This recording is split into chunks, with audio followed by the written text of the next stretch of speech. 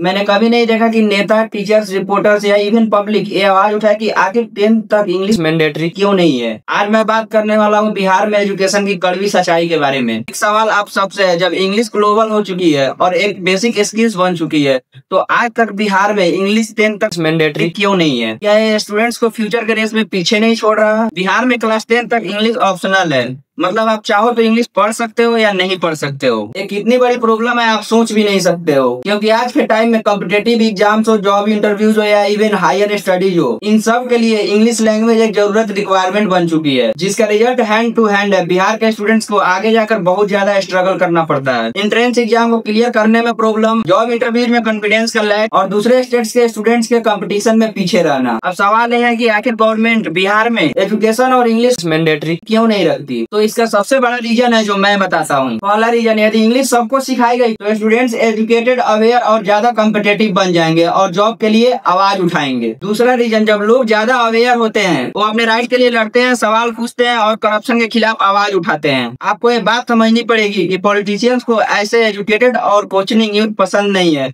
जो उनके काम के खिलाफ आवाज उठाए। आज भी बिहार के लाखों स्टूडेंट्स इंग्लिश के कारण हायर स्टडी में ड्रॉप आउट हो जाते हैं, UPSC, SSC, banking, even NDA में फेल हो जाते हैं। Not because they are less intelligent, but because उनको स्कूल में अच्छे से इंग्लिश सिखाई ही नहीं गई। प्राइवेट स्कूल्स में इंग्लिश पढ़ा रहे हैं बट गवर्नमेंट स्कूल्स में क्वालिटी बहुत लो है। एक क्लियर डिवाइड क्रिएट कर रहा है। अमीर स्टूडेंट्स आगे बढ़ रहे हैं, गरीब स्टूडेंट्स वहीं के वहीं। मैं आपको लाइव एग्जाम्पल देता हूँ इंग्लिश के इंपॉर्टेंस का। कितनी दवाइयाँ बनती है जिसमें इंस्ट्रक्शंस हिंदी में लिखा होता ही नहीं है, जिसके कारण ना जाने कितने लोग एक्सपायरी दवाएं खाते हैं और बीमार पड़ते हैं या उनकी डेथ हो जाती है। मैं पूछता हूँ आपसे, इसका जिम्मेवार कौन है? ना जाने इंग्लिश के कारण ऐसी कितनी प्रॉब्लम्स क्रिएट होती हैं और इसका एक ही सॉल्यूशन है, इंग्लिश को मैंडेटरी किया जाए। दोस्तों, ये हमारा राइट्स है कि गवर्नमेंट इंग्लिश को मैंडेटरी और क्वालिटी टीचर्स को अपॉइंट करे। सोशल मीडिया पे आवाज उठाइए और एमएलए एमपी को टैग कीजिए कि सिलेबस में इंग्लिश को मैंडेटरी किया जाए। जब तक आप आवाज नहीं उठाएंगे सिस्टम चेंज नहीं होगा। आपको ये बात समझना होगा, यदि बिहार को आगे ले जाना है सच में, तो एजुकेशन को पॉलिटिकल टूल नहीं बनने देना होगा। सबको इक्वल अपॉर्चुनिटी मिले, चाहे वो गाँव का हो या शहर का। मेरा एक बात याद रखना, जब तक यूथ अनएजुकेटेड रहेगा तब तक जाति धर्म पे लड़कर वोट देता रहेगा।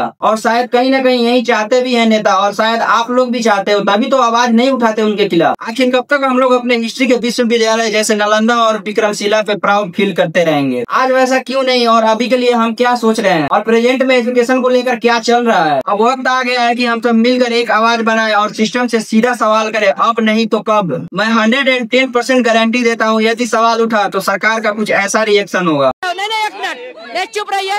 कहाँ से सपना देखे हो? कहाँ के हो तुम?